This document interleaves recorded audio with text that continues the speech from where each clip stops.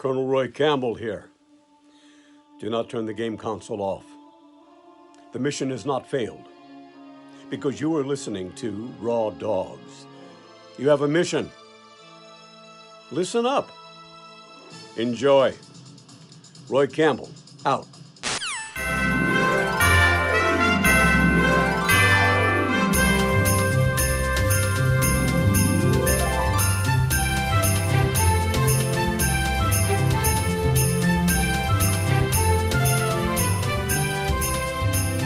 Hey everybody, and welcome to Raw Dogs. We are part of Hair of the Dogcast, and we are a member of the Tokyo Beat Podcast Network. Raw Dogs is a podcast about video games and beer, and Christmas and eldritch abominations. This is a very Kirby Christmas, and I am one of your hosts. My name is Brad. Ho, ho, ho, it's me, Santa. Nope, got that wrong. It's Dylan. Tricked you. If Santa had a homeless grandson, he might look like you. I'm the most homeless-looking homed person. Housed? You're the most homeless-looking housed person? Yeah. Aren't you supposed to call them unhoused now? Just call them people. Because I mean, Well, if they don't have a home, you can describe them. Home is where your heart is. Oh, wait, are you talking about the homeless people? Yeah. There's a new name for them? There's a new name. There's a new name? Yeah, unhoused apparently is more politically correct. I don't know. It doesn't matter. I think homeless is fine. I think so. Why unhoused? Why church it up? Yeah, church it up. Why church it? I mean, I think it's fine, right? Yeah. Who are you? I'm Tyler. And when is this going to air? This airs Wednesday. So that's, okay. So I won't be 30 yet, but we're getting fucking close. Oh, my man's almost 30. And Yeah. what did you get for your birthday/Christmas present? I guess you're fucked in that sense. I bought it for myself. Oh, you bought it for yourself? Yeah, it was my gift to me. I bought myself a Nintendo Switch OLED, the white one. Oh, I'm jealous of that. Welcome to the Cool Kids Club. Yeah, I really enjoy it. I've been playing Breath of the Wild. You should have asked to borrow something from me. I got Breath of the Wild from my brother. I bought Mario Kart 8 and Hades. So Oh, that works. You'll be busy for a while. Yeah, I'll keep you. Yeah. How are you liking Breath of the Wild? it's a lot of fun. I like the sense of exploration. 7 years later. Almost Yeah. 7 years. That's crazy when you say it like that. Yeah. Well, someone posted Lord of the Rings, The Two Tower was 20 years ago. And I said, fuck me. Yeah. Don't It's like pretty that. wild. We drink beer on this podcast, especially when our executive producer, Ryan Christian, sends us a boatload of beer. So we have Christmas beers. We have 4 Christmas beers to drink I love today. it. This is from Carback Brewing. This is You Will Shoot Your Eye Out. And it is a beer. It A is- reference to Christmas Story. It is for Gile, it says, and it's a major award. I think there's That's a funny. lot of cute references. Oh my gosh. Okay, I'm interested. Is this another sour? No, I don't think we have any sours today, actually. What is this supposed to be? I don't think it says, but just like a nice, light, drinkable, kind of like amberish beer. Yeah. Maybe a red ale. It could be a red ale. The fact that they don't write what it is kind of weird. Yeah. They just figure Red hipsters. They're like, hipsters don't care. Just, okay, it was a red ale. Yeah. They just say, hipsters don't care. They will drink anything we put in a can. And it's Yeah. true as a craft beer aficionado. I'm distracted by fun colors. This is a reference to a film I like. That is most pop culture now. Very Kirby Christmas. Now, this is our 3rd Christmas special. 3rd. And we've done a very Persona 5 Christmas. We've done a very Yakuza Christmas. And now we're on a very Kirby Christmas. Kirby. And essentially, it means we don't really have to talk about too much. We are going to talk a lot about Kirby. I have maybe a good 20 minutes of notes that I want to get through. Yeah. But then we can just fuck around. That's fine. So, first thing I want to say, as a fuck around, I watched a really great, weird movie last night. What is it? Just go to HBO Max, Oh, it's the Yule log thing. watch Yule Log. okay. Don't watch it with your kids. Don't look up a fucking thing about it and strap yourself in. All right. Okay. Yule log. Yule It's Log. happening tonight.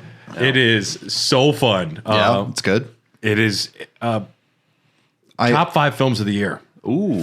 No shit. It's so out there, and what I like about It sounds like a Dylan thing. it's Yeah. what I like about entertainment, and Sure. I like being surprised. So check out Yule Log if you're not with children. Or with children and haunt them forever. Maybe 14 and up, maybe we'll say. But Okay. I'm going to go to our resident Kirby professional here. Tyler, what the fuck do you know about Kirby? What's Kirby? The dude's a vacuum, apparently. That's the first thing I know. He kicks my ass when I play Super Smash from time to time. I'll be honest, my knowledge in Kirby is quite limited. Have you played any Kirby game outside of Smash Brothers? Yeah, I've played a few. My mom had some, like back in the day. Your mom had some, like Kirby's Adventure, probably? Yeah, for the whatever NES? she had on the Super Nintendo. Oh, Kirby Superstar? Probably. Yeah, probably that. I remember playing a little bit of them, and I have them on the SNES store thing on the Switch now. Oh, yeah, there's a ton of couple them. of Yeah, them. yeah. There's Dreamland 3, Superstar, and Dream Course, I think. I really, really want to play that new one because I did. Forgotten Land? Yeah, I saw Before You Buy on it, and that looks fantastic. The colors are popping. The animation looks top notch. You can borrow it after Brad, yeah. Absolutely. It looks like a Mario Odyssey. Looks like a Mario Odyssey style kind of Kirby game. It's a bit more like almost like a non-pathway following, almost like Crash Bandicoot, kind of. It's very linear. Chameleon twist, It kind of is, N64 platformer. I just couldn't almost. get over how good it looked. It's wonderful looking, Like yeah. just watching some gameplay on YouTube, I was like, I'm not normally the type of person that wants to play Nintendo games all the time. In fact, it took me this long to get a Switch. But when I saw the gameplay on YouTube, I was like, I might have to play that. Yeah, it's really fun. One of the most charming aspects of Kirby games is how approachable and friendly they are. That's true. I'm playing on Wild Mode, Forgotten Land, which is like the hardest one available when you start. Sure. I haven't died once, and I'm at the final boss. That's good. Well, I don't love it. It is a finished game. It is a beautiful game. It is an inventive, creative game, and it's also not challenging, and it feels a little too easy to me. It's supposed to be. I mean, Kirby games aren't known for their high level of difficulty.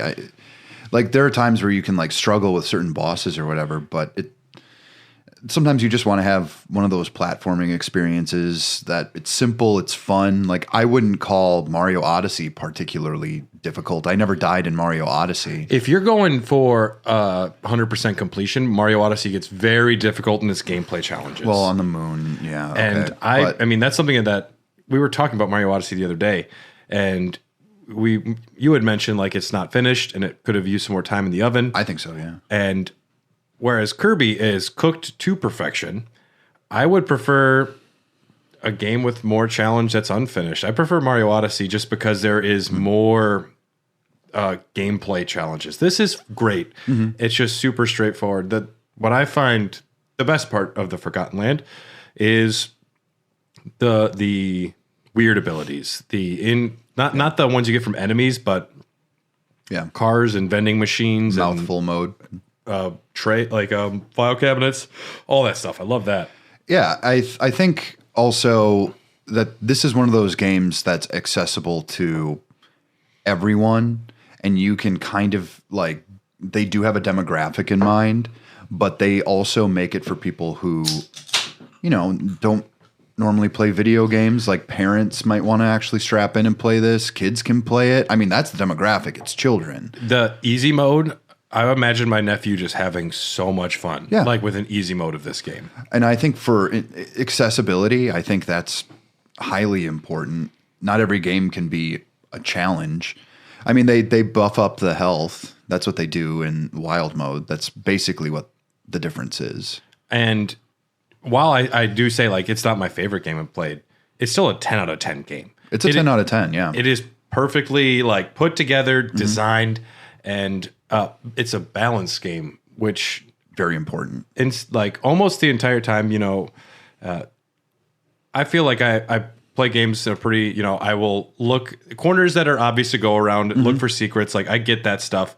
And as someone who kind of just is happy to go a little out of their way to make sure they pick everything up in a level, I almost never had to go do extra grinding for coins. And when I got to that point, I just went to Google, and then you can just get all those codes and just get free coins from that one shop. Yeah. Yep. I did it Yeah. I think everyone did. Because they give you one right away. You're supposed to search for those secrets, but I could never find any more of them. Well, also just there's like tweets that they send out with codes and different like ways you get them online. And certain things you get for completing the game, and you don't actually have to complete the game to get the code. Just use the code. Yeah. Kirby. It's lovely. I mean, like, here's the thing. I think the thesis statement of all Kirby games is like joy. It's just supposed to be a good time. I don't think there's any like, there's nothing like grand scale about Kirby, really. There's no like Kingdom Hearts jerking off to this game. No, it's no. It's a video game ass video game. It is a simple video game. It is so simple that they originally just drew a circle with some eyes as a placeholder, and they're like, "Fuck it, it's perfect." Yeah, Put some shoes on them. well, put some shoes on. You can't be barefoot out there. I don't know if you guys know this, but Kirby's Dream Land for the Game Boy was my first ever video game. Whoa! Damn. Yeah, I still have my copy of it. That's awesome. It's cool. It's a great game. It is. I finish it now in like 10 minutes, but There are a couple of there's a big company that's in charge of Kirby, and that's HAL Laboratory. HAL Laboratory, video game developer based out of Japan. They were founded on February 21st in 1980. Everybody associates them with Nintendo, but they are independent and just always work with Nintendo. yeah. And Kirby is not a straight up Nintendo character. HAL Laboratory particularly, owns no. them. Yeah. But the company was going to go under from the development of a Famicom game called Metal Slater Glory, but Nintendo rescued them under the condition they made Satoru Iwata president. So Oh.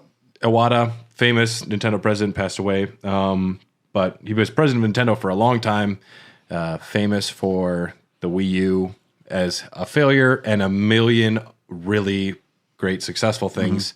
The Wii U is also great, but a great failure. Yeah. It was a branding problem. Yeah. So HAL Laboratory is the Kirby company, not the vacuum company, the Kirby company. But Masahiro Sakurai Yep. is the man behind the puff, the pink puff ball. Well, one of the things Tyler might not know is that essentially Super Smash Brothers is Kirby. It's literally how Kirby plays in side scroller form. Like all the movesets and everything, that all extends from Kirby. Oh, really? Yep, because when you get certain powers, it affects, like, there's like a move set that's kind of hidden within the straight up movement that Kirby can do. So it's like it's usually up, left, run, and all that. And you can kind of do combos based off of that. So, I mean, like the DNA is all there. Yeah, I didn't know that. Yeah. Absolutely. You can tell that Sakurai kind of took Smash Brothers, and they are Kirby. Like, to me, that is just Kirby canon, especially the ending of Ultimate, fighting Darkon and Light Boy. Yeah. Those are clearly just dark matter or whatever the things are. You know it. Sakurai was born 1970, creator of Kirby and Smash Brothers, pretty big legacy.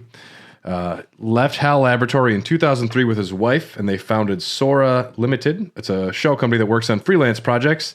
He left partially because of the forced sequelization of the Kirby series, and instead he was pigeonholed into the forced sequelization of the Smash Brothers series. Oh, but he was making money.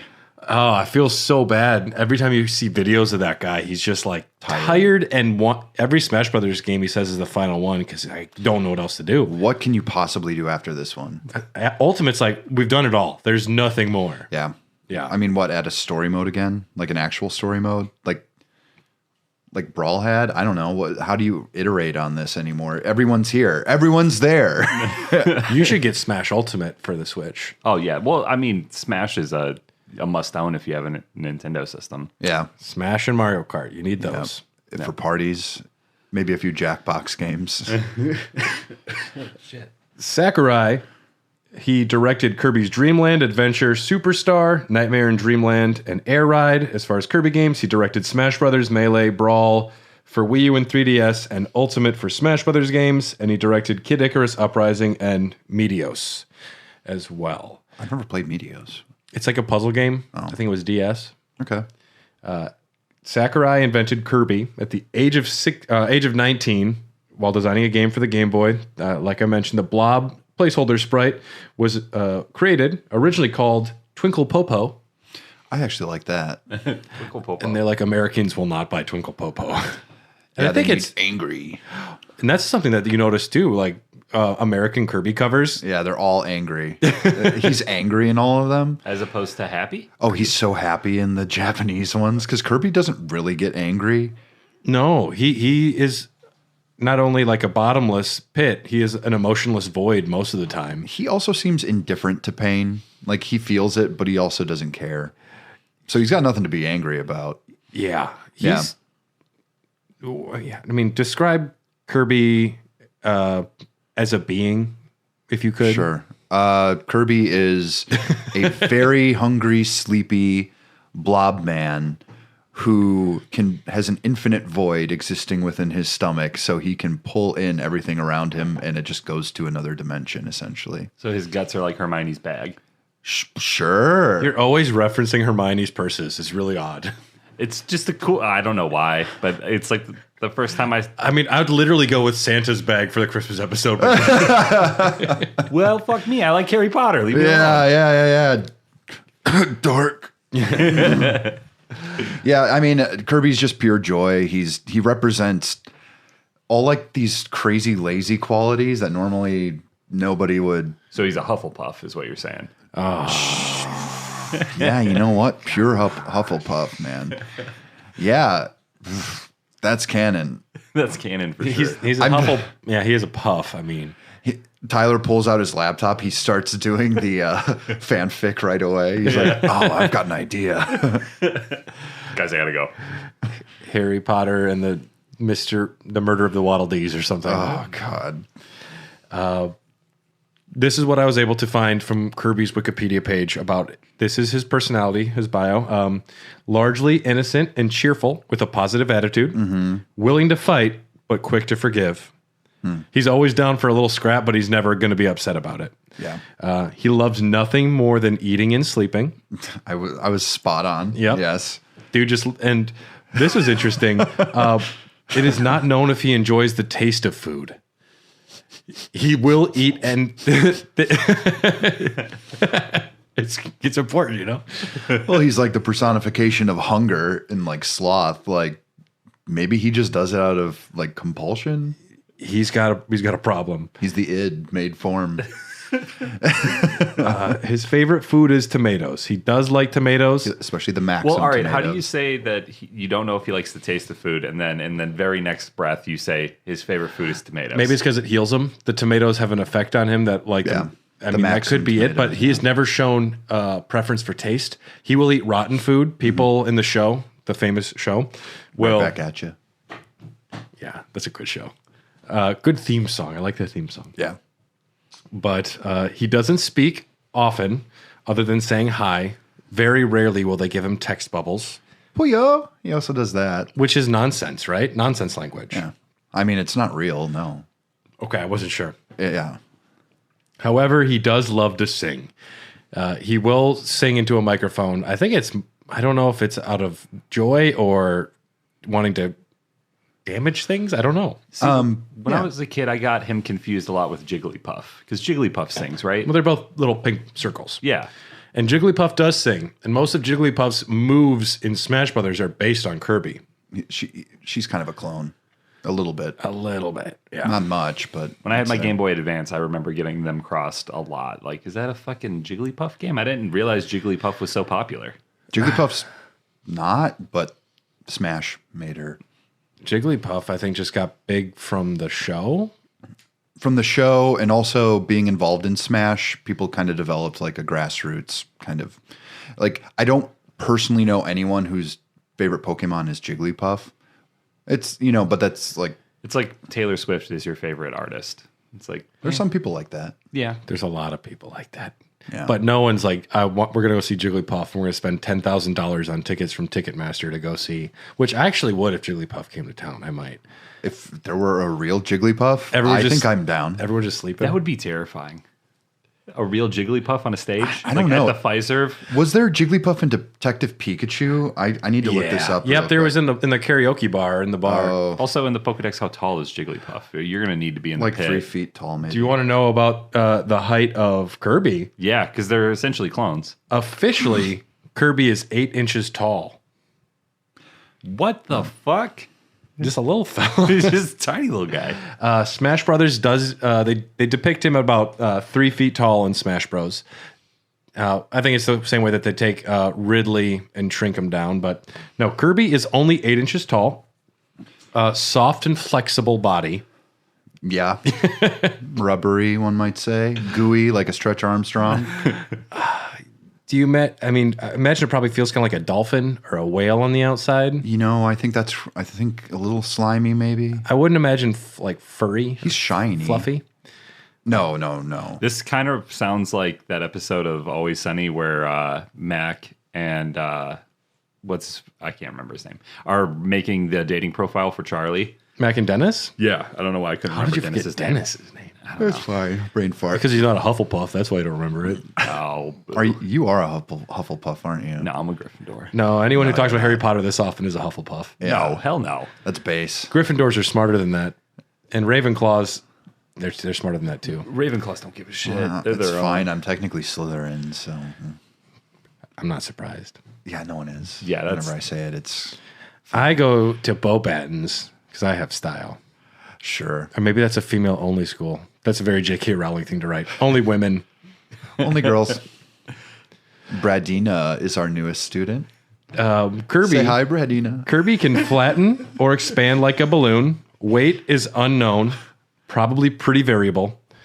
Probably pretty light. No skeletal structure or teeth. Yep. These are just fun things I found on the Wikipedia. I put American Kirby often as angry. I think it's because of his healthcare system here. Age is unknown, but in Japan is introduced as wakamono, which means a young person. So Okay. the brain of a child, anyways. He's baby-ish. Yeah. Yeah.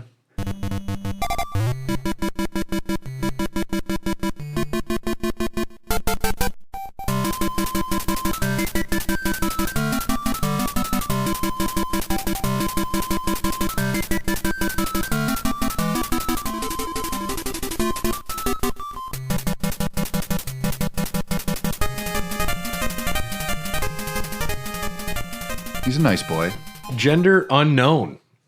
According to the 20th anniversary Kirby of the Star Dreamland Encyclopedia, almost always referred to as male in everything. Sakurai in one weird like Smash Brothers tease says they're announcing a female character, and he made a joke like, who knows, it could have been Kirby, like making it like ambiguous, like maybe Kirby's female, but 95% of the time Kirby is referred to as male. Yeah. So if we say he from now on, that's because that's how every game I've played refers to him. And as far as romantic interests go, This is what I wanted to know. yeah, he's interested in Hermione Granger. Wait, no, that was the Tyler outline I'm working on. Romantic interests, may be interested in females. He is kissed by Ribbon in Kirby 64, and he falls down the stairs. He's so smitten. So, yeah. That's good to know. I'm glad I know that. This is good stuff. So I don't have a chance. Kirby has starred in over 35 video games and anime series, multiple manga and comics.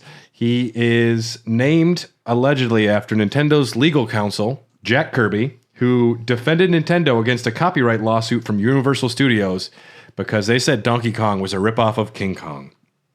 I mean, yeah, it was, but it's also like, who cares?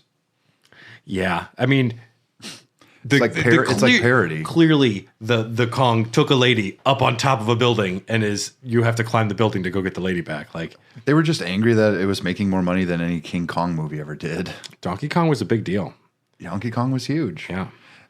Everyone talks about how genius it is. I got that Atari collection, and everyone was talking about Donkey Kong. Like, gotta get that Donkey Kong money. How's that Atari collection? It's wonderful. I've heard nothing but glowing reviews. I didn't think I was going to enjoy it.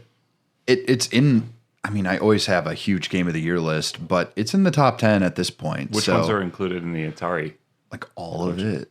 Damn. I've been playing anything worth playing. Pong is good. There were a few that intrigued me, but playability, I like combat. I always did, though, because I own an Atari. Mm-hmm. I always played that one a lot. Yar's Revenge, that's still pretty fun. It's a big one. Yeah. Asteroids. Oh, is that the game Tom was talking about? Yar's Revenge? No, the Atari collection. Oh, Yeah, I thought that you were going was to the say one- Asteroids. Yeah, Tom did play it when he was growing up. No, yeah, that is the one he was talking about. Our next beer is called Tinsel Trousers. It's a festive spiced golden ale from Eureka Heights Brewing. Tinsel Trousers is an ode to our favorite holiday-ish cookie. This golden ale is brewed with Golden Promise malt, Madagascar vanilla, cinnamon, and lactose, guaranteed to get you caroling. Lactose and a golden ale? And cinnamon?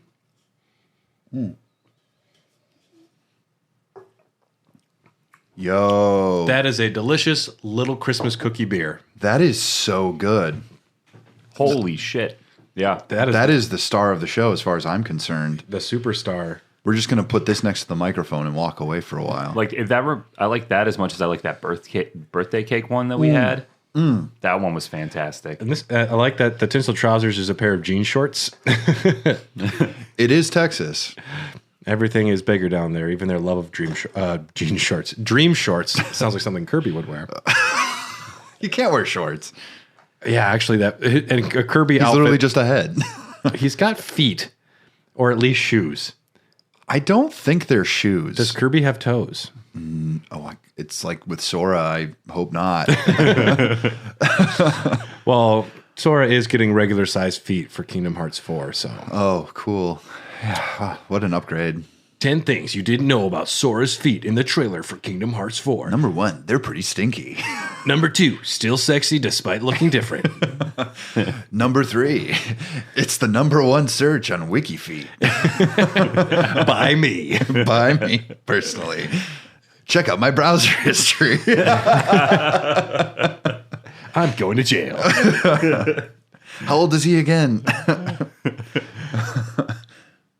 Yeah, Kirby has unique abilities. His main one is inhaling. Yes.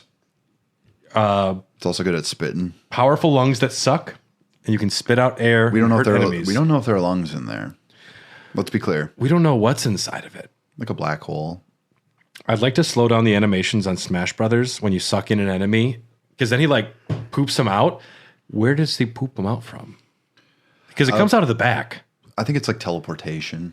You think it just disappear out? Yeah, they kind of like teleport out because it's all star related. He can eat a lot. Yes, you can. Yeah, and he can blow up to the size of like this monstrous balloon. And he carries King Dedede's castle at the end of the Dreamland games. Yeah, which that's is cool. it's pretty big. Yeah. I don't know what the upper ends of the limits are for Kirby. I know that he is a being of infinite power. It says in one of his descriptions, He is. which that's, Oddly terrifying. especially for something that's like happy dumb, And Yeah. 8 inches tall. 8 inches tall. Well, there's the appeal. I mean, that's awesome. Little Kirby, just a little guy, you know? Yeah. Well, it's all, everything takes place in like an alien world. So it could be miniaturized, What do you think it's like inside of Kirby? probably dark. Just a big void? Yeah, I'm thinking, Not moist? I'm thinking that, I think it's a literal black hole. You break down on a quantum level, you stretch to a point that reality can't contain you anymore, and you go somewhere. And then you eventually end up behind a bookshelf, screaming at yourself. Is this Yeah. a Interstellar reference? Yes. Okay. Yeah. Black holes. Yeah. No, I think it's Fuck you, Chris Nolan. Yeah. Christopher Nolan, just like if James Cameron was a better filmmaker. The meaning of the universe is love. Okay, cool. So you didn't have an actual idea for this sci-fi movie? Didn't he like try to recreate an actual like atomic bomb explosion for his new movie because it would have He been says- cheaper? And it's like, I thi- don't. Well, no, He says it's practical, but I don't think it's an actual atomic bomb. it might be in a way like he can do a perfect recreation of what it would look like without doing Yeah, like just the, big the harmful explosion. radiation. Yeah. Yeah.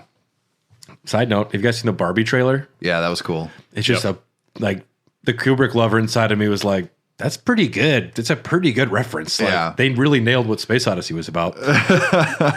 It was weird. It doesn't really show much about the movie, but I thought it was a very good trailer in that it doesn't tell us anything. Yeah, I was really surprised that the trailer was like well done. I imagined some like shitty like come on Barbie, let's go party trailer. I mean, they shouldn't play Barbie girl in the movie, and if they do, save it for the credits. will. That's what I was expecting though. So when you get like this weird teaser that doesn't show a lot of the movie and is actually done pretty tastefully, I was like, yo, that's impressive. We don't know anything about the movie yet, though, either. But a good trailer. It's a good trailer, but I bet you they got Taylor Swift to sing a version of it. it's fuck you. It's actually my prediction. It's too obvious. Yeah, that's really good. It looks like a musical. Simu Liu is in there. Shang-Chi. Oh yeah. And he's dancing, and one of like they only had a few shots of the other people, like Ryan Gosling, but I don't know if it's also like the trailer is just like the history of what Barbie is a little bit, like the first woman doll and like and the little girl smashing. those old dolls. Yeah. It's pretty cool. Yeah, it's not bad. We'll wait and see, but Kirby can also copy abilities. After inhaling, Sometimes. he can either spit or swallow after he sucks you in.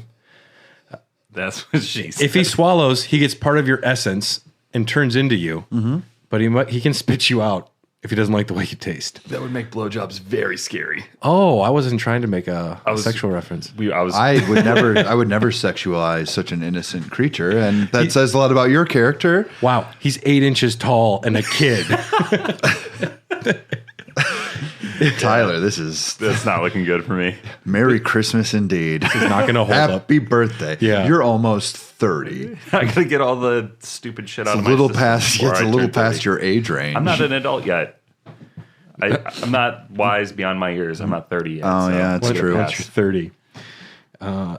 Early games, Kirby would not change his appearance when inhaling and copying enemies. You just get that little like beam, like little like card at the bottom that says what your ability is. But Well, an adventure, yeah. one of the greatest aspects that I love about Kirby is the little hats he gets, the little designs. And I think that's probably got to just be one of the most intimidating aspects of Smash Brothers is Kirby needs to have 75 changes and abilities. I think it's great. It's cool. It's definitely a nice flair. I love the copy mechanic, that idea. I wonder where that stemmed from, because the first game didn't have anything like that, which is kind of awesome. But I mean, I don't know. Have you played Dreamland, right? In getting prepared for this, I beat Dreamland Adventure, Dreamland 2. I played Dreamland 3, Kirby 64, almost beaten Forgotten Land. I dicked around on a few of the mini, like the party side games, which there are a fuck ton. Oh, I know. Kirby is either a platformer or a non-traditional weird main series entry. Think yarn, rolling, drawing lines. Rainbow Curse. Yep. Or party games. Yeah. I mean, I think they wanted him at some, like, they really want Kirby to be a thing, and Kirby is a thing, but not on the level of like a Mario or like a Mickey Mouse, but he's so recognizable that he can just slot into any weird idea that they have going. Yeah. Like, I played Epic Yarn when it first came out. It looks great. I've It's never fun. played it, but it looks really cool. It's if you were complaining about how easy this one was, oh God. I feel like he's the most successful like B tier character. Like if Mario and Mickey and all those guys are like A tier, I would Kirby say is huge in Japan, especially in America. He never really got the foothold he needed, but you know, when parents buy kids like a Nintendo console, they don't want to get them like, I mean, there isn't really a Call of Duty on the Switch, but There you will know, be. There will be. I think but- they've recently announced that it's going to come to the Switch now. Okay, but you know what I'm saying? Like, what's an obvious one that you can, like, they go to the store, grandma goes to the store, they have a Nintendo Switch. What should I get them? And then the person behind the counter, or they used to, they'd be like, oh, Kirby's good. Like, If anyone asked me, like, what should I get for my kid who wants to, like, who's just starting video games, like, get him Kirby. Kirby, yeah. Yep. It'll make him love video games. Yeah. It's fun. It's interesting. Those side scrollers are still pretty dope. But Metroid Dread's better, but you should get him Kirby. I actually think this might be better than Dread. I like it more than Dread. Yeah. I don't know what my favorite. I think Breath of the Wild's still my favorite Switch game, but Ooh, now that's a dilemma. that's a can of worms there. Yeah, it is. I might go Pikmin 3, but it's just me. There are helpers that Kirby can have in some games. Gooey's my favorite. This is where Kirby Superstar introduced this, where you spit an ability out and you create a helper with that ability. It's a fine concept. It's odd to me a little bit, but it's good. I guess it encourages you to like swap out abilities more often, so you can get new abilities and drop the other one. Yeah. They lean into this with some other games later, where you have like partners and multiplayer and stuff. Yeah. Kirby can fly. Kirby is so lightweight, he can suck in enough air and flap his little nubs and get some air. And that's a lot of what Kirby's about. Tyler, put your dick away. So you think he's a Hufflepuff, right? You're scraping Brad's table. We're going to keep this part light because it's fucking dumb. Notable lore for Kirby. I don't know. I watched a few videos. There's a lot more going on than I thought. Go for it, Dylan. So the first, what is it? The first 3 games are part of the Dark Matter trilogy. So that's Dreamland Adventures and Dreamland 2. Dreamland 2. He did his research. And that was it's a story about how Kirby. Well, the first game is really just beating DDD, which doesn't make sense of it being part of a trilogy. But The first one's the only one where DDD is like the main antagonist. yeah, in the second one, Marx isn't in that one, is he? Marx doesn't show up till later. Right, and he's supposed to make a wish. Based on Karl, that's on Karl Marx, famously. That's in Superstar. But no, Kirby faces like an endless void called Dark Matter at the end of these games. It's very RPG, where Kirby is just like, oh, this is a light, stupid game. And then all of a sudden it's like, you're fighting the concept of sadness. Yeah, because Kirby represents joy. And it's literally just like good versus evil. People will imprint on that. And if you're an adult, you want a little more substance. I think Kirby probably would have a crush on Ribbon because they really bonded. No, he wants to date that artist girl what's her name? Ribbon. No, Adeline. Adeline, thank you. Would you rather be in Kirby's mouth or Hermione's purse? Tyler. Is this the dating game? Bachelor number 1. Great question. Bachelor number 1, huh? I'd rather... I'm not interested in this date. Can I leave the show? I'm over it. What is a Hermione? But it mostly just devolves into you facing like planet destroyers. Essentially. It's a Marvel movie. Grand, unknowable concepts, big old gods. It's very much Giant a dark... clockwork It's kind of like a beasts. Dark Souls type thing. Yeah. Very much. But... And the gameplay always changes in those final boss battles. It's never quite the same. There's never a straightforward one for the most part. Yeah. Well, after the first adventure, actually, I don't know if I did 100% it. Because once you get 100%, you get to like the other version or like I've the never done real that in my big life. bad boss or something. I've never ever done that. I have zero interest in 100% completing Kirby games. No. Nope. I will get through you and then say, okay. Well, in Forgotten Lands, you've gone back to get all the cool upgrades. I only missed one. And I went back because I was like, well, I got all the other ones. Mm-hmm. I'm not going to go back and find the Waddle Dees that I'm missing, though. No, that's not worth it. They can stay caged up. They all look very similar. There is one Waddle Dee that gets a personality, a big one, and that's The Bandana Curb. Bandana Waddle Dee. Yeah.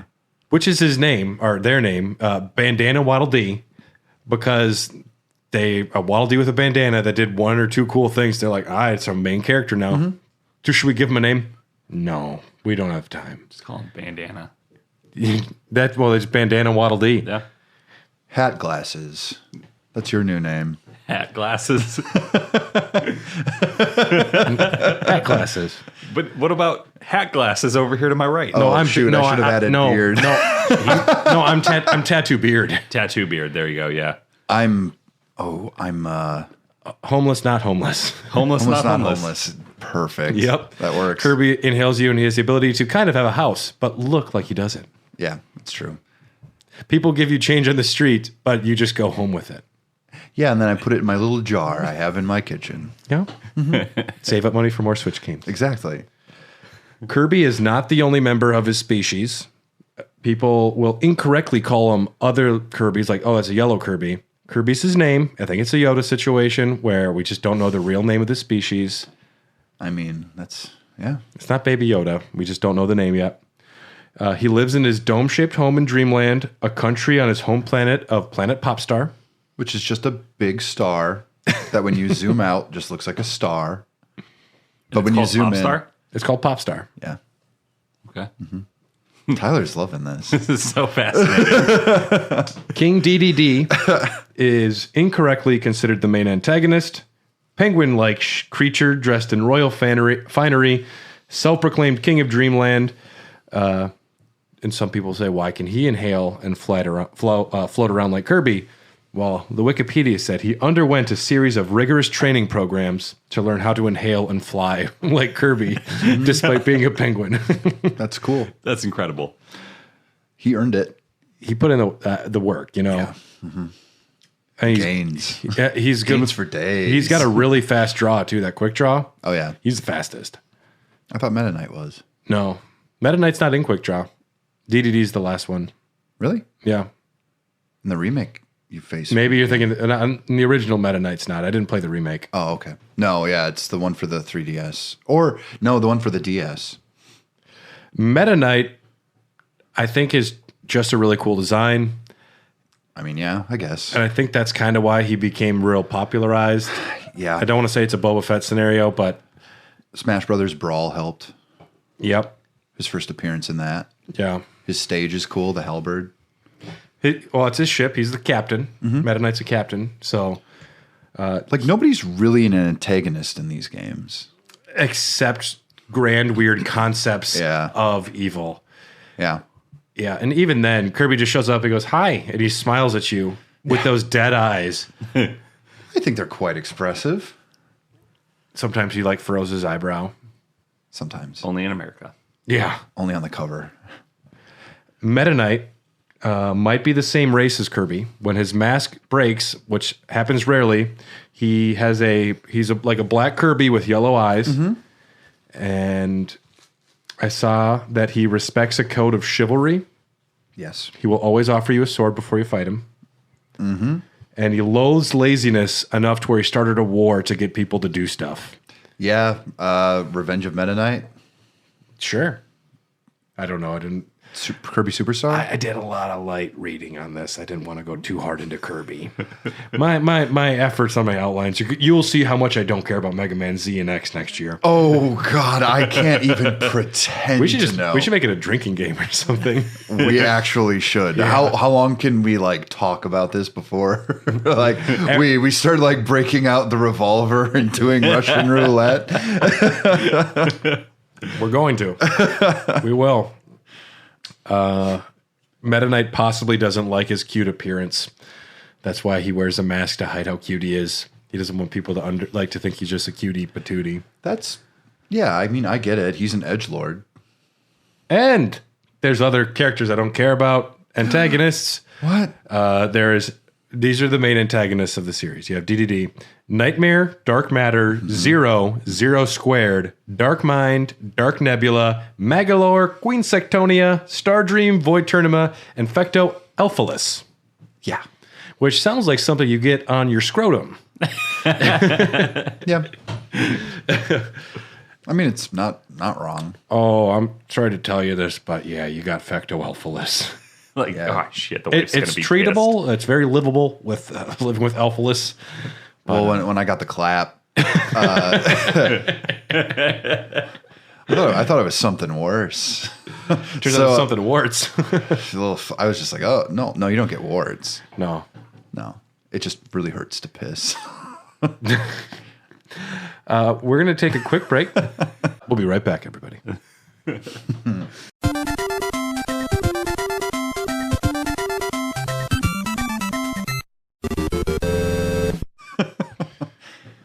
If Kirby inhaled Sam Porter Bridges, what would he gain for an ability? I would probably say he could probably turn into a member of Low Roar.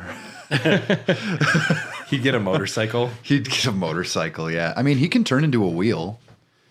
He's already kind of a motorcycle. Yeah. I like in Forgotten Land his, what'd you call them? Inhale abilities or whatever it is. The ones where he like turns into the weird objects. Oh, it's called the mouthful mode. The mouthful mode, the half transformations where he doesn't turn into something. He just mostly has a car inside of his mouth. Yeah. It's really weird looking. It's cool. He's like a condom on the top of the car. Have you ever seen this? Not even from like promotional material? I might have. It's not ringing a bell though. Those mouthful modes are all fun. Yeah. All of them. Yeah. And that's something that I think Nintendo has been great and really playful with this generation is between Mario. I mean, the reason you also want to compare it to Mario Odyssey is Mario, you take Cappy and you turn into a sewer grate or you turn into a tree. And it's just taking inanimate objects and making them into like gameplay. Yeah, that's true. Which is fun. It's worthwhile. It's fun for everyone. It's discovery. I mean, I think we all value the idea that you can go out and find something new in a video game, like not having the same thing over and over again. Yeah. I think that's why I love the Kirby games too. It's like some of the guys give you powers, some of the guys don't. Figure it out. Forgotten Land, every level is like a perfect little like thesis statement a little bit too. Yeah. That kind of, if you run into an ability, you're like, I probably should grab this because if you don't grab that, you're going to need a spot to use the hammer just down there. So you go back and grab the hammer. Hammer's one of my favorites. Some of the level design, it's not that it's like difficult, but it's just pretty and fun. There's like when you're in the mall level and you're in like kind of an underground laser tag looking spot. Yeah. And it's ghosts. It's like, oh God, fucking love it. With the light bulb. Yeah. Oh, the light bulb is so great. The light bulb is a fun, like, I don't even, this actually speaks to the game quite a bit. I only remember it if I'm talking about it because I blew through that game so quickly. I got all the upgrades and I just did it. And I was like, okay, that was awesome. And then I stopped and forgot about half of it. Now that we're talking about it though, it's all coming back to me. I love the rolly pin, like the tube. Yeah. That's a good mouthful one. One of my favorites is when you inhale like a big circle, like a different, it could be like the outline of a clock. It's different throughout different levels, but he can just blow, like he pulls back his head, goes boom, boom, boom, boom, and you like pilot boats with it. The vending machine is cool because you have ammo and it's all soda cans and you're firing it at people. I think I've seen that one. Yeah, that one's cool. And then there's just weird ones like, all right, I'm a cabinet, tip over. That's all you can do is tip over. I like the fan boat. That one's cool. Yep. What are the other ones? The roller coaster sucks. That's the least cool one. The one where you inhale an arch from a door and then you turn into a flying machine. Yeah, that one's cool. Although it was annoying to me that wasn't inverted by default. It should be inverted in my opinion. No. To me, I just want it to be inverted. It's flying. Up is up, down is down. That's Kirby. Yeah, it's Kirby. Can't think too hard. Well, and they also, children, do you think they don't play inverted? They don't do that in like shooters anymore. Yeah. They don't do it in anything. I don't know anyone. You wanted to pretend like you were flying a real plane, Brad? Shut up. Our next beer is from St. Arnold. It's Ye Old Christmas Ale. It's a rich and cheerful ale from Texas's oldest craft brewery. And this is another one that doesn't say what kind of beer it is. Okay. Where'd you find it on the other one, Tyler? It was on the side. It was right there. Oh, okay. I'm getting, again, amberish, red ale. Not a lot of, there's no extra, like, sweetness to it. It's fine. I mean, it's not as good as the prior one. Yeah, it's still solid, though. I like it. It's good. So far, though, that tinsel trousers, man. Knocking it out of the park. It's extremely similar to it, but... It's a real classic beer. I bet it is a red ale. Yeah, it tastes like it. Yeah. So Dylan was a little child, and then he was given a Game Boy with Kirby. Did I just arrive one day from nowhere? And you're like, you just popped out of the womb and you said, I prefer indie games. Yeah. Like, it's like, where's the content? I read the comic book first. I read the comic book first, and now I have opinions on this. Yeah. I got it Christmas 93 or 94. I can't remember.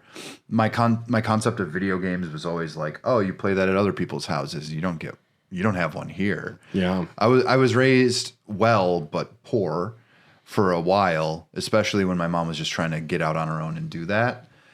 I could not conceptualize video games. You get it when you're 3 or 4. I feel like kids are born with the knowledge of video games, like it's a genetic memory. But I had such trouble playing video games when I first started because I didn't have access to a lot of them. Yeah. And I went hard on Kirby, and that's basically what taught me video games. I mean, Kirby's Dream Land, fantastic game. It's good, but it's sinisterly easy. And that's okay. Yeah, that's fine. It's keep your kid busy on the Game Boy. Yeah, and I played it over and over and over. I think I probably beat it 40 times in my life. Also, you can't copy abilities, which going back makes it tough. Yeah, there's an elegance to the Game Boy, though. Even in the second game, you're not really copying abilities. Dreamland 2, you get your pals to ride on, Key, Kine, and Koo. One's a fish, one's an owl, and one's a hamster. Rick, Kine, and Koo. I like the fish, I think, most. The fish is all right. I liked being a fish on dry land. It was funny to me. Rick was always my favorite. He's just this hamster you ride on. He's super cute. And his name's Rick. What are the other two? Kine and Koo. Kine and Koo. Yeah. Mm-hmm. Koo's the fish. Kine is the owl. Yeah. I played through that, and it was fine. It's better than the first one. The early Kirby games are too slow for me. They are. As soon as I got to the Game Boy Advance, like the Amazing Mirror and the DS ones that I played around with for a while, they're fast and they're beautifully designed. Well, I mean, slow. Look at 64. That is a slow game. That is the first Nintendo 64 game I think I like. Are you kidding? I never played a 64 back in the day, so there's no nostalgia glasses for me, and I can't go back and play a lot of those games. I guess I liked Rush 2. What about playing that at friends' houses? Mario 64?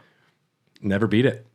I have it on that Mario 3D All-Stars collection, but it's good, but it's also I don't know. I think it was nostalgia glasses maybe because back at the time it was the most revolutionary badass thing ever, and when I go back to play it, I'm like, I'd rather just go play Sunshine or Galaxy. I love Sunshine. Sunshine's underrated. Deeply. Yeah. Bad camera. Also, speaking of Flood, Kirby, when he gets super fat and full of water, I love that guy. Yeah. Yeah, the fun little puzzle solving is great in Forgotten Land, too. Yeah, environmental puzzles, they make sense automatically. Kirby's always had a sense of inventiveness, those games, too. Yeah, that's true. And I think it was partially because, Sakurai or the other people are feeling pigeonholed, like, make another one. Yeah. All right, this one, we're going to draw lines, and it's all about rolling, and you create lines that Kirby rolls on. You ever played one of those? No, it looks cool. They're fun. Sounds like Line Rider. It is. Okay.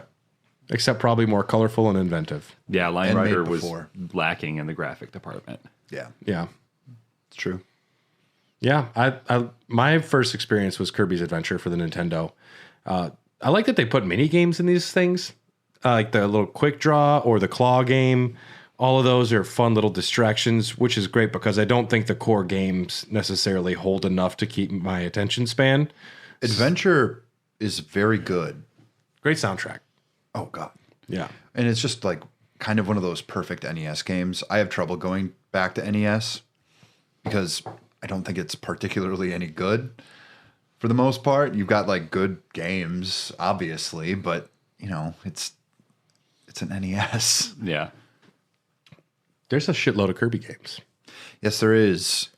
We should definitely not talk about all of them because at a certain point in the 2000s, they were releasing just hand over fist. Up Kirby next, we games. have Kirby's Dream Course. It's about golf. It's not really golf. It's a golf adjacent. Yeah, I mean ball going hole. It's a course, like a golf course, but it's for dreams. Yeah. Yeah, there's... Have you ever played it? I don't know. It's, Kirby is just like a vessel. Like, he will carry all of Nintendo's mini games. Like, all right, if you need anything, all right, I'll make a pinball game. There's one. I get the feeling that Miyamoto at a certain point, like their side development teams would come to him and be like, "We've got this really like good game," and Miyamoto would be like, "Yeah, make that Kirby though." Wait a second, it's got a ball. Like this is a cool Kirby's idea. a ball. Kirby is a ball. What didn't you say he started out as like a sprite stand-in? He was just a temp drawing. Yeah. And was just too lovable. He has flattened out and lost a little weight over the years. Originally, he was very much a circle, He was super chubby. but now he's more oblong. Yeah. Good Yeah. for him. In Star Allies, I saw that you could get like original drawing Kirby. Yeah, and I mean, original Kirby was, monochromatic on the Game Boy, so people gray. people thought he was white or gray. No, the cover has him as gray. Yep, but he So was when- always intended to be pink. So when he debuted as Pink, did people freak out? I don't They're think just people like used they're to freak ruining out our about it. country, making our Kirby's pink. Like, what are our kids gonna think? They're gonna start wearing dresses now. I'm gonna cry and vote that we have to make Kirby illegal. Yeah. We're the InfoWars of video game podcasting. Kirby is a pink puffball. Do we want that in our kids' hands? Is it safe? Imagine a big 8-inch thing that'll suck anything. It's not right. It's not right. I tell you. It's not right. It's not right. Where's my 45? I actually, Kirby walked in here right now, I'd shoot him. you'd miss him. He's too small. Go back to your own country, Kirby. Get out of here. What if Kirby inhaled a redneck? Racism. His Racism. power is He doesn't even suck anything. He just dribbles chew. he had a little spittoon Is that attack. grizzly It's not bad. wintergreen? He somehow gets teeth, but they're all crooked and mangled. He's just carrying around Pelosi's laptop. yeah. You just like shoot crack rocks at you. Oh, Kirby. Yeah. Some pretty big innovations, though, in some games, like Kirby's Tilt and Tumble, the very first Game Boy Color game to use motion control. My mommy wouldn't buy it for me. It was a more expensive cartridge? Is that why? Yeah, it actually was because of the gyroscope that they had in it. You actually would turn your Game Boy to control it? That's wild. I love those weird It was functionality things. cool. It was so cool that I was just like, Mom, I have to have it. Anything with a gimmick, I was all about as a kid. Speaking of that gimmick, in Breath of the Wild, when you're like looking through your telescope and you can like move the switch in a full 3D or like three-dimensional aspect to like look around, I must have missed that tutorial point. So I'm trying to like look off in the distance and put my marker on a shrine, and it just keeps like ever so slightly shifting, and I'm missing, and I'm like, motherfucker. Did You would hate It took me like first-person shooters in there because they actually do it where you can like Fuck do it that. like this with it a little bit, so you can do more precision. oh my god, no, that would break Don't my ever brain. play Splatoon. It took me like no? Well, you can change the controls. You can change the controls to not be like that with Splatoon. it took me like You can, but it actually helps. Like the first 5 times I used the scope, I then realized that I was moving it with my shaky hand and was like, God damn it. Yeah, I played Breath of the Withdrawing Wild Yeah. alarmingly long before realizing about shield surfing. Oh god. What? Yeah. You can surf on your shield down every mountain. So, just figure it out. It's cool. It's fun. Well, I also Their got challenge is really really- annoyed. You should watch a speed run of Breath. No, you don't want to see the end of the game, but you can get to the end of the game in 1 hour with some crazy shit because that game is all about creation and inventiveness. It's physics, yeah. I'm starting to It's realize physics. more about what it is. I saw somebody who was like deep in the game do some crazy shit with the water and like the bow and slowed time down. It was crazy. I was like, this game actually has like a shit ton of potential. Holy fuck. I mean, I can't wait for the sequel. When I saw the sheer Maybe they'll amount have an actual dungeon. Maybe they'll actually, I don't know, pay more respect to the people who like the old style better. Why would they do that when they made one of the most profitable games in all of Zelda? Why would you change, go back? I mean, those divine beasts, they can just go to hell. I liked them. I just wish there was also dungeons. I wish there were dungeons. I love the Divine Beast as a concept. I just wish there were also regular dungeons. They're kind of dungeons, but they're almost like obtuse puzzle boxes that don't really function the way they should. Right. Yeah. Yeah. That's why I don't think it's a 10 out of 10 best game ever. But I like it. I'm enjoying it. I've always said I like the game. I just don't think it's as good as people say it is. Kirby Air Ride for the GameCube was the first LAN capable GameCube game, first LAN network game. Oh. You can connect 4 GameCubes. No one did this because, for one, it was very difficult to get your network adapters. Not many people own And GameCubes. not many people had. I didn't have 4 friends that had a GameCube. Oh, and I had enough friends with GameCubes, but no one had the network adapter required. And then also, why would you do it with Kirby Air Ride? That game did not sell well. It was a cool concept. It was good. Kirby Air Ride. All of the controls are the A button and the analog stick. You don't even hit accelerate. You just go by default. And A is how you do all of your braking and like charging, like your speed boost. And then otherwise, it's very simple, which I remember reading reviews thinking, I'd rather play Mario Kart. I want something that's got some more Give me some to double it. dash. I want some meat. You know. But yeah, that was the first LAN capable GameCube game. And then Kirby they made a fucking bunch of games. They made a ton of games. There are some notable ones. Kirby Planet Robobot is still the best Kirby game. Hands down. What makes it so great?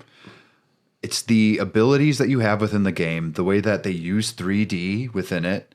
Kirby gets in a mech, and I know I'm so partial to mechs. Like, each power kind of combines with the mech to do a certain thing. You feel destructive. You feel like the levels are so expertly designed. The villain is cool, I guess, though I don't really care about that much in a Kirby game. The last boss is cool. You get to like be the halberd, like you're piloting it. That's fun. Yeah, I mean, that's fine. it just functions very well. Kirby can get very stale. That is the biggest problem. As someone it is who beat essentially the same thing. As someone who beat 3 Kirby games in a row, Yeah. I'm always fucking dying. Yeah. And at this point, I'm like, I'm almost done with Dreamland 2. And like, I'm just going to finish it. I have 2 more worlds, but it just felt like the worst hour of my life. Yeah. But they're good. Like, they're fine for what they are. Yeah, At least well, they were Forgotten Land has just banging music and fun level design. Yeah. And they get in and out so fast that they don't get stale. They Well, know yeah. when they've got the idea through and they move to the next one. Ditching the side scrolling was the best move they could have possibly made. Yeah. I think with the Star Allies wasn't a failure by any means. The Switch game. The Switch game. Yes. It was the first Switch Kirby game. It wasn't a failure, but it definitely, I didn't even buy it. And I'm kind of a demographic for that. Yeah. I just heard it was short. I heard that you can get through it really quick. And I said, I don't know, man, I could just play anything else. Yeah. Because I know what this is going to be. And I was right. You know, I mean, I might still pick it up, but I'm not going to pay $60 for Star Allies. I never want to play another 2D Kirby game. Yeah. I don't need to. I mean, Yeah. if I'm in a car ride and all I have is a 3DS Kirby game or a Game Boy Advance one, yeah, I'll fucking play it. I'm sure they're great. Epic they're fun. Yarn is always good. I would like to play Epic Yarn just because it's inventive and It's not much of a Kirby game. it's a breath of fresh air. can't inhale. Nintendo's smart. It's like, well, video game graphics become outdated and design quickly becomes the thing of the past. We're going to not just try and make things look as new and fresh as possible. We're going to do something different. All right, this is Yarn. This is Wind Waker.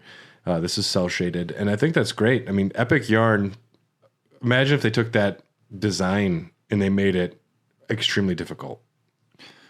Maybe. I mean, Maybe. I mean, they, And like Paper Mario. What they do with the newest Switch Paper Mario is great. most of their ideas in the 2010s was, but what if they were like a fabric? Get a load of this. They're string. It's woolly. Now it's yarn. Okay. All right. Yeah. What about if you fought a scissors? Yeah. What if it were paper craft? Yeah. You can't do that. You're a yarn. Dude, I saw a vending machine. What about Kirby eating it? It still boggles my mind how much Jamie Bone loved the new Paper Mario. I thought it was fine. It was okay. I just never even completed it. I was like, this bores the shit out of me. I would play more Nintendo games if they weren't all $60. Yeah, that's true. I mean, I'm the chump who pays for them, so you can always borrow them from me. Yeah. I usually do. When Pikmin 4 comes out, you best believe we're doing an episode on Pikmin. I almost bought Bayonetta the other day, but it was still super expensive. Yes, it is. Yes, I almost bought Bayonetta with my Switch, but I didn't. I've never played it. And I was like, do you start at 3? Do I have to go you back? don't. No, you should. No, not you start with the three. new prequel Origins game, so you really know Obviously. the history of Bayonetta. It's how she got her leather. Buy Bayonetta 2 physical. You're essentially paying for Bayonetta 2 and Bayonetta because there's a download code because they don't have a physical copy on the. Sweet. Yeah, just do that. I'll do that. Not used because that code's already been used. Good to know. So it's worth $60 because then you're getting 2 games out of it. Yeah. Yeah. But yeah, even I went to GameStop and even used, it's like $54 for a Switch game. It's like, what the fucking hell? I know. They've I got might as some well sort just of- buy the new one. They've got some sort of sweetheart deal going on there. I don't know. Well, you know what's nice about Switch games is used ones are going to play perfect because they're not scratch discs. Yeah. As long as the cartridge is in there, it should be fine. But Kirby has a new game coming out February 24th of next year. Return to Dreamland Deluxe, another remake. Because what are we going to put on the Switch? Just remake something from the past, slap a $60 sticker on that puppy. It's going to be 60? Print money. Probably, I don't know. It's an enhanced remake of the 2011 Wii game Return to Dreamland. It better be fucking like 30. There's a million spin-offs. There's other media. Kirby did have an anime for 100 episodes called Kirby Right Back at Ya. Sakurai oversaw it, and he insisted Kirby does not talk. He did keep his eyes on Kirby and make sure that Kirby was not doing un-Kirby-like things like skateboarding, or Kirby would skateboard. I don't know. What wouldn't Kirby do, Dylan? I think Kirby can do anything. I think that's the whole point. I mean, That's what makes him so scary because he's so besides fun-loving. being mean, he's not even like fun-loving. He just kind of does stuff. He figures out how to do things almost immediately. He doesn't even think about it. Does he have the capability of being evil? I think what would happen if Kirby swallowed evil? I think he would be fine. I don't think that he'd there's be all enough. right. I don't know. It's like you can't teach evil to like something that can't comprehend good and evil. I think really Kirby's enemy is nature itself. Whoa, dude. If Kirby ate evil, maybe that's the first time where he's like, yo, that tastes bad. I don't like that. And then he would just fart evil. Yeah, and then he just moves on with his day. There's only one game where he has dialogue, from what I understand. Outside of hi, which he says hi in a lot. Hi. Hi. Yeah. We have our last beer here. This is a gingerbread man from Martin House Brewing. This is a gingerbread stout. That's And a fun. It's a very cool Yeah, can. yeah. What are we looking at here, Dylan? We are looking at a young boy in pajamas This is on the can, not in my room. with a crossbow on his back, and it looks like he's captured this demon creature who wants to eat gingerbread men, so he has it on a fishing pole right in front of it, kind of like a horse with a carrot. That is a ginger beer. Oh, It tastes like Tom. it tastes like Tom. Oh, Ginger. It's a little too much ginger for Yeah. me. There's a gingerbread cookie though. Oh, that is perfect for me. That's what you want. That's what I want. Oh, yeah. Even that aftertaste. That's a zip. Yeah. Yeah, I love gingerbread though. I'm just now like starting to get really into stouts. Like I've always kind of generally disliked them. But now my tastes are changing and you're 30? I find myself almost 30. It's because you've been working as a bartender long enough to start hating IPAs. Yeah. Yeah. No, it's, You'll come back. You're going to want to break from IPAs for about a year before you start wanting them again. well, I just had a IPA from Youngblood Brewing and I don't know the name of it. It was just given to me as like a sample. And Yeah. as a sample, it was a full pour, like a full 16-ounce beer. And it is, I shit you not, one of the best beers I've ever had. And I asked the bartender what the name of it was because it just had the Youngblood tap. handle, and they're like, it's called like it starts with an M, and then they walked away, and I'm like, I need more fucking information. So then I've looked up every beer they've ever made. They have some crazy names. Yeah. Yeah. They have a couple that start with an M, and a lot of Office references, which I really enjoy. But yeah, no, I'm just I love offices. I love cubicles, man. paperwork. I love, but mostly I love comedies about a place I want to avoid all the time. You talking about Hogwarts? Yeah, I would actually avoid Hogwarts. It doesn't seem like a safe place. There's to no be. one in charge there. They're sending the kids into the Forbidden Forest. They're kids. I know. There's Dementors in there, dude.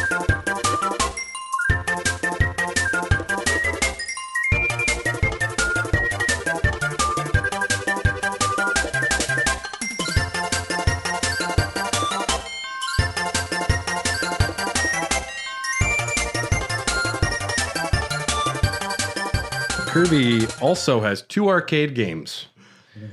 Kirby of the Stars, Magical Tower of Meadowland is a 2007 arcade game. It is a coin pusher Oh, great. with unique components. And Kirby's Gourmet Race is coming soon. Oh, fun. Upcoming arcade game where you launch balls into Kirby's mouth. Essentially, it's like Hungry Hippos, except you have like a big, almost like dynamite starter. Oh, I like that. Yep, and Kirby's mouth is just open and you just launch balls in there. You know what would be a good Kirby game? Something in the vein of like Overcooked. I'd play the shit out of that. I mean, what do you want it to be? I just want it to be Overcooked. You just, essentially, what you're telling me is you just want to play Overcooked. as Kirby. But No, you don't even care. You want to play as the raccoon in the wheelchair or whatever. Do they have a full body net to keep the hair out of the food? No, they don't. No, He's wearing that- a chef's hat though. I mean, if he's got it's like a badge. If he can make a risotto, he can come in. Yeah, it's true. I mean, If you can successfully make a risotto. have you seen Everything Everywhere All at Once? No, not yet. Raccoonie? Come on. That movie sounds like an enigma because it's like it has everything in it Everything, everywhere. all at once. And Oh, watch- I did watch The Northman though. What'd you think? It was super solid. Not your okay. That's not a glowing recommendation. Super solid. Out of my 3 favorite Robert Egger films, it would be number 3. Yeah, it's not better than the other ones. It's not better than The Witch, and it is a far cry from The Lighthouse.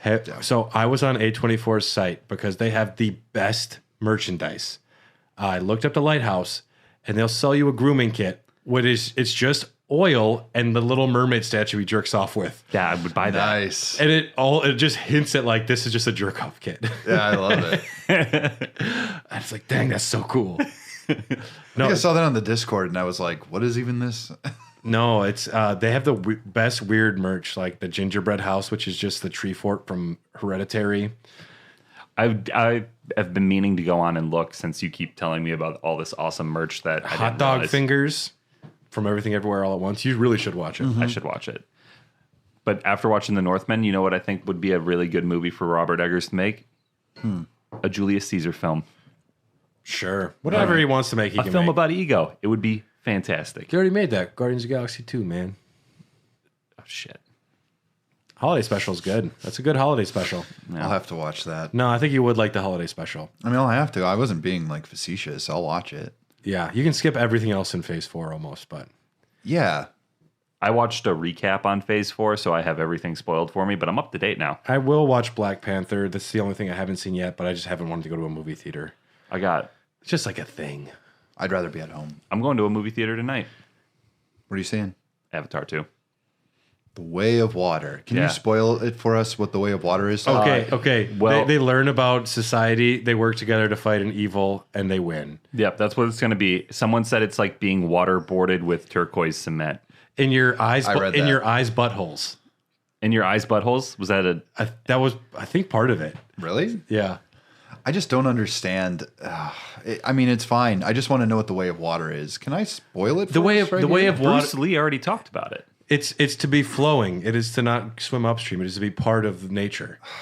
And it's going to be them raising a kid. The Way of Water is love. And the kid is probably going to rebel at some point, and then there's going to be some sort of shit What happens. if the kid turns into a human and he gets a crew cut and he wants And he's like, fuck these trees, I'm going to cut them down. He's like, I'll give you the unobtainium if you give me 10 billion deck tearing credits. Oh my God. How I love reviews where everyone's like, it looks really good. It's not that great though. It's such a shame too, because like I really liked the first one for as simple as it was. But When was the last time you saw the first one? it's been like 2 years. It was a birthday gift from my uncle. We all used to go to the movies all the time. It was an experience back then. I mean, seeing it in an IMAX theater was one of the most profound And like experiences. 3D in theater. blew my mind. I 3D was cool. don't know how much they're doing this with variable frame rate. Going back to the Hobbit releases where they had like 120 frames per second for some of those scenes. Yeah. I know James Cameron's new goal is to have certain scenes play with higher frame rates and other ones play with lower frame rates because certain like action scenes it wouldn't look as good versus this or that. Sure. But And I dislike this as a concept a lot. I feel like adjusting the frame rate is always noticeable and it is never done well. It's always super jarring when it happens. if there's somebody I trust with cutting edge technology, it's James Cameron. If there's somebody I don't trust with story, it's James Cameron. The shit he writes himself is not good. If Avatar 1 had ended with all the humans winning and like the Na'vi getting stomped, I'm like, that's a good, proper, sad ending. That's what would happen. But no, we're going to team up, listen to Aerosmith, and punch a dude.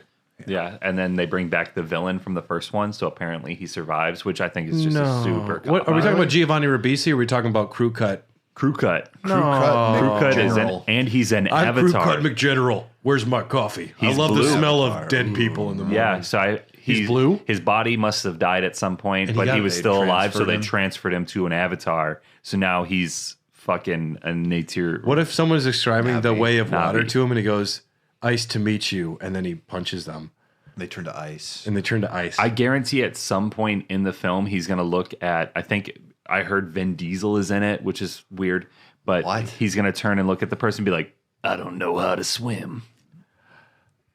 Great. Yeah, I guarantee that happens. He's going to make a quip about like, "I don't like water. I drink Gatorade." Something dumb. I prefer whiskey. And then he shoots someone in the head. I hate water. What so if he much. decapitates a Na'vi and it gets super graphic? Then I'd be in. I'd be back in. Yeah. My prediction is the way of water is love. I think they're just gonna, because every bad screenplay goes right to that. Are you think they're going to have another white savior come into a foreign tribe, become the there's- best of their tribe well, within the- 5 minutes of trying Well, and the white- save them? Well, the white savior, or I mean, he's technically still there. He's the main character. Watching Game of Thrones again, I'm like, the Daenerys stuff was a little hard to watch sometimes. Yeah. Yeah, it's true.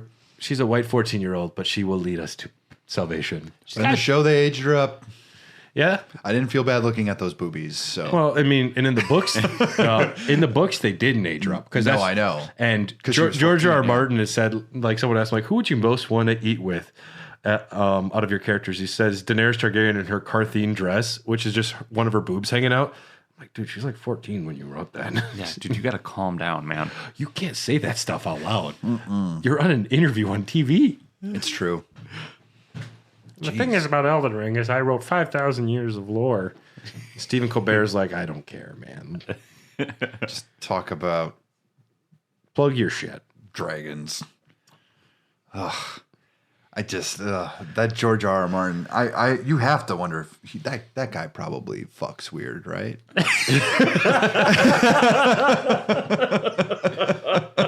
You ever just look at somebody, you're like, yeah, he fucks No, weird. I don't think he does. I think he writes and thinks a lot about it, but I don't think he does it. Oh, he's getting blowies. No, I don't know, man. I don't know, to be honest. I heard he was on a boat with Tarantino, so maybe. Foot. Foot. It's all sentient feet. Yeah, man. Oh, get your. Never mind. I don't even know what he sounds like. I can't. I don't even know what he sounds like. I don't know if I've ever heard him talk. I don't think I have. Hey, he talks a little high, actually. He kind of goes, he has like a higher pitched voice, and he's from New York. Does he have like a New York accent? Not a thick one, but. New York over here. Hey, the dragons. We got one of them cars that park themselves. You call that a slice of dragon? Get the fuck out of Get here. the fuck out of here. Hey, I'm flying here. I only eat New York dragons. I don't eat Chicago dragons. What is it, a deep dish dragon? They don't have the good water up here, like up here. You going down to Jersey for your dragons? Dude, that 14-year-old had a titty hanging out. Listen, when you're poor, sometimes you got to eat the $1 dragon down the street. But I'll tell you, it's still better than Chicago pizza. Might as well be a lasagna dragon. He you said, catch me in Newark, not once, not never. He said the other day he has only like 500 more pages to write for Winds of Winter. Only. And he's already written like 1,200. And the interviewer very wisely said, why don't you just release it as like 2 or 3 separate books and just get them out? Get people off your back and release something. And it was the most sound argument I've ever heard in my life. It's like, just release it as 2 books. You can't even bind a book They already did without it special binding. They already did it with like the Dance with Dragons. Dance of Dragons and Feast Storm of of Swords. Not Feast for Crows. Oh, Feast for Crows and Dance of Dragons, they split into 2 books. That's what They've also further done that where they like split, I think, both Dance with Dragons and Storm of Swords into 2 smaller books as well. But why not just release Winds of Winter Part 1? And you can call and then the other one something else. Then you buy yourself some more time then. People get off your back. Yeah. Well, I saw in an interview that he did with Stephen King, they were talking about their writing process, and Stephen King was like, if I'm going to write that day, like 7 pages is my goal. Like, it doesn't have to be good pages, but I want to write 7 pages. Yeah. And George R. R. Martin's like, 7 pages? I can barely write 1. And I'm like, yeah, that checks out. That checks out. But he's also had, what's 365 times 12? Divided by or times? Times. Times. Oh, a lot. Yeah. He had Even if he plenty got of time. 1 page done a day. Yeah. No, he won't. know. He won't. He's going to die. He's going to die. You know before what? this You know ends. what's very exciting recently is Hideo Kojima has been posting a lot of pictures of him hanging out with Mike Flanagan, one of my favorite horror directors. What has he made? Haunting of Hill House, Bly Manor, Midnight Club, Gerald's Game. He's doing the Dark Tower now because they rules. canceled Midnight Club too, so he's going to Amazon to make the Dark Tower. Yeah. Which he has said is his like peak goal of his life is to make a good Dark Tower series. The Stephen King series? Yep. God, Dark Tower is like a well-written book full of batshit ideas that I think are stupid. Well, So do you like it? I don't think I do, but I'm also like, I'm intrigued by what this is. I'm not a Stephen King person. There's a lot of rape in sentient trains. This sounds Sentient Trains, though, is right down your alley, dude, man. you love trains. You love trains. Dude, think how many trains you love. Bayonetta, But train has boobies. Polar Express, I was going to say Polar Express. That train might have hidden boobies. Wild Wild West, that great train That's where got a butt in it. that's got a butt, and Yeah. where he goes, he's underneath the train. I still yeah. prefer the giant walking spider. Yeah, that was Mechanical pretty spider. awesome. Dude, Also, that movie is fucking crazy. yeah, Oh, is it? Yeah. I watched it recently-ish as an adult, and I'm like, yeah, I understand now why I liked it. That's the reason Will Smith's not in The Matrix. He turned down The Matrix to be in Wild Wild West, famously. Damn. And I thought slapping Chris Rock was the worst thing he did for his career. He would have been a bad Neo. He would have ruined that movie. It wouldn't have been as good. I think we're all starting to find out that Will Smith isn't that good. Well, He you needs- see the trailer for Emancipation. It's just Will Smith doing that Will Smith face. I Yeah. hate that Will Smith face. He also was supposed to play Django, and then he turned it down because he felt like Django wasn't the main character. Oh, He thought he Dark. didn't want to play Second Banana to Christopher Walken. Christopher Waltz. If Christopher Walken. Christopher Hey, get the Walken. fuck out of here. Yeah. But I then can't do a Christopher Walken right now. I think it was that and Django. I can't do it either. You're gonna let him go right now. That's probably as Yeah. good as we're gonna get. I'm Austrian. I don't know how to do it. I'm a dentist. What? Could you imagine Christopher Walken speaking German in that movie? Sprechen Sie Deutsch.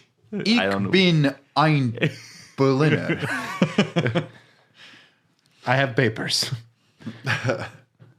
Yeah, I don't know. Yeah, Will Smith is not a great actor. And then There are good movies he's in. they're but he's gonna not a try good to actor. they're gonna try to get Anthony Mackie his own Captain America movie. I think it'll be fine. I don't think think- Anthony Mackie is low rent Will Smith already. So I think that's too harsh, but I don't think he is.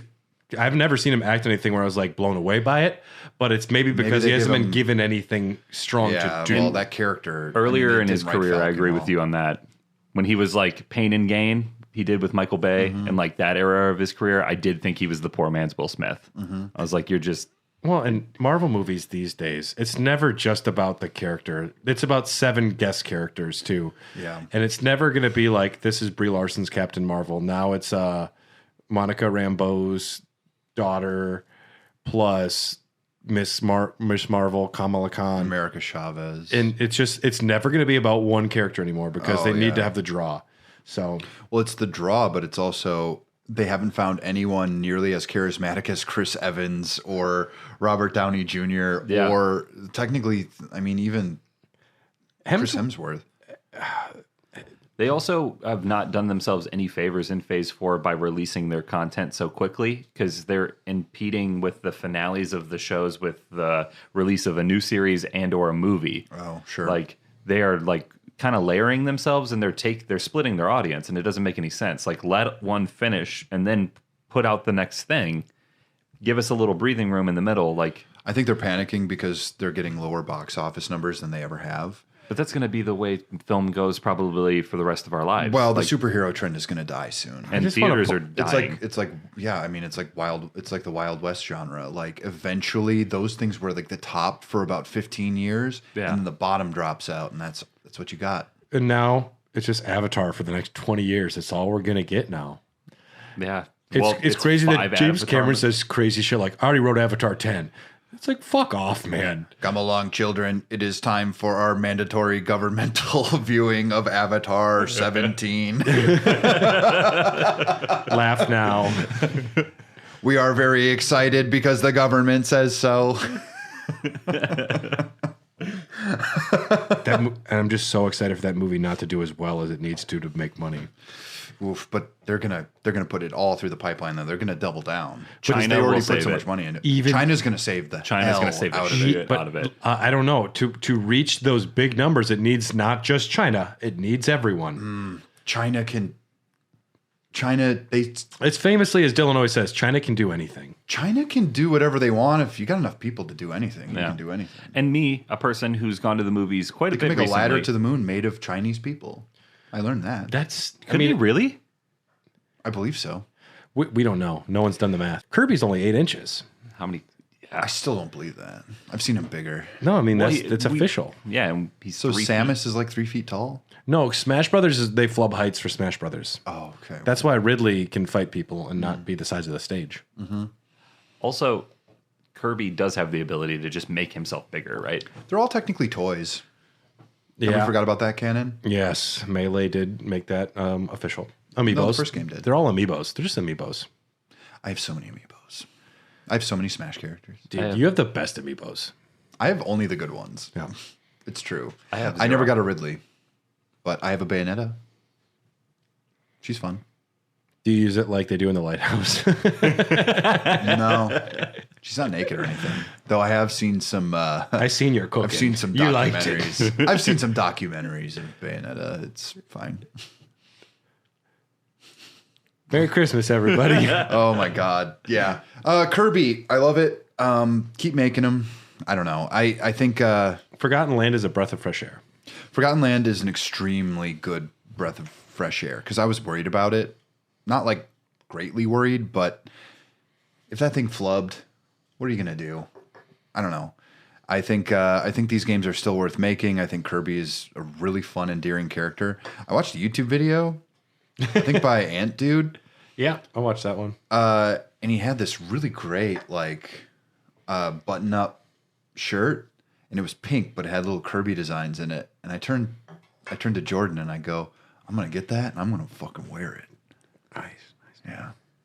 And then I looked it up, and it's kind of expensive. And I said, Maybe later. "Oh wait, Kirby games are fun. Kirby's a great character. They're not always for me. I'm happy that there are always going to be games more geared towards the younger age group. And not only that, games that have the options to have harder modes, but also extremely fun. Like they're designed to be easy, which I think is a good thing for younger gamers. And not everyone needs trains in leather. Some people just want Kirby. I mean, her suit is made out of hair." Dude, now imagine if Kirby ate Bayonetta He does in Smash. in your mind. Okay, I mean, I'm not into vor, but you know, Brad, what was your favorite Kirby game you played? Forgotten Land is not a classic one. My favorite classic one was Amazing Mirror for the Game Boy Advance. That just seemed like the sweet spot where the gameplay was fast. When Kirby's slow, it's kind of tedious. So I needed to move quick. And once that happens, I enjoy them more. I don't like it when they add helpers, when they add odd extra things. Inhale, copy. The core. The core is all I need. Some fun mini games on the side. I agree with you. But that's how they get in. That's how they make 2-player happen. Which I want to try 2-player for It's fun. Forgotten Land. It looks like it'd be fun, but Yeah. Overall, I think Kirby's fine. Kirby's cool. I know- I like him more than I did before, but he's definitely lower on my tier of Nintendo characters that I have big feelings for. Who is the one you have the most feelings for?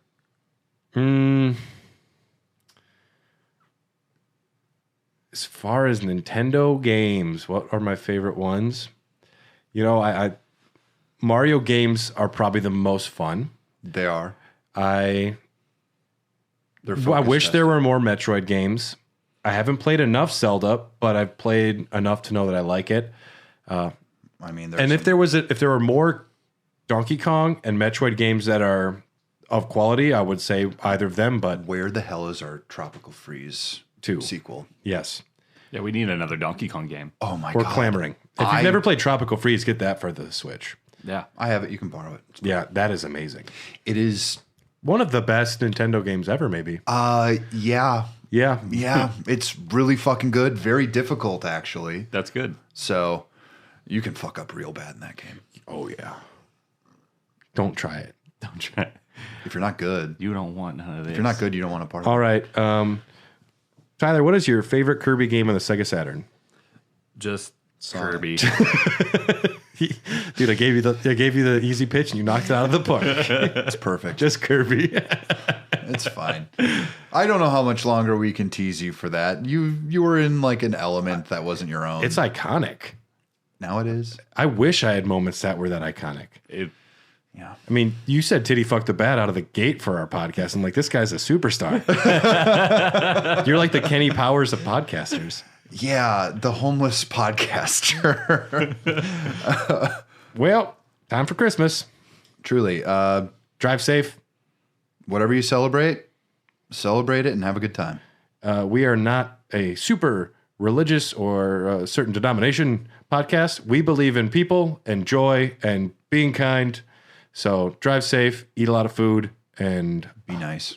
hug the people you love. Don't be mean to grandma, because I was mean to grandma once and it didn't turn out good. If you want to do something nice for your grandma, play her this episode of Raw Dogs. Yeah. What's a Nintendo? Oh, Kirby. Oh, he's cute. I like that little fella. Did you know my mom never watched any of the Marvel movies, and in like 2017 when Guardians of the Galaxy Volume 2 came out, he's like, I don't know about any of those movies, but I sure do love that little guy. He dances. That's all you need, man. Sometimes, like, I mean, I bet you $1 million there are people who collect Kirby merchandise but have never played a Kirby game. Oh, it's like Josh's uncle who just has Cuphead shirts. Yeah, I mean, like, sometimes shit just hits you. Yeah. I get it. Yeah. I mean, I would probably collect Kirby stuff. Oh, the outro. Hair of the Dogcast exists because of people like you. So thank you. If you have a chance to write a 5-star review, or heck, a 4.5-star review with a compliment, we'll take that too. If you have any questions or thoughts about this episode, reach out to us on Instagram or Twitter. On Instagram at Hair of the Dogcast, Twitter at Hot Dogcast, and you can email us at hairofthedogcast@gmail.com. If you want access to a bunch of bonus episodes, our after show, or a movie podcast exclusive to Patreon, go to patreon.com/hairofthedogcast. Big Merry Christmas and thank you to executive producers Ryan Christianick, Tyler Keller, Kip, the Kirby-loving crazy man, Brian Ward, and Jordan Elizabeth. What does she prefer? It doesn't matter. Jordan, whose She house might got listen. flooded. Yeah. We're part of the Tokyo Beat Podcast Network. Thanks for tuning in. Tyler, take us out. Merry Christmas. Sing us a song. Sing a song. Oh, sing a song. Quick. Just like a 3-minute song. Quick, like a 3-minute song. Just start. I'll do like that. Okay. Shit. Jingle bells, jingle bells. We're done. Jingle Bye. bells rock.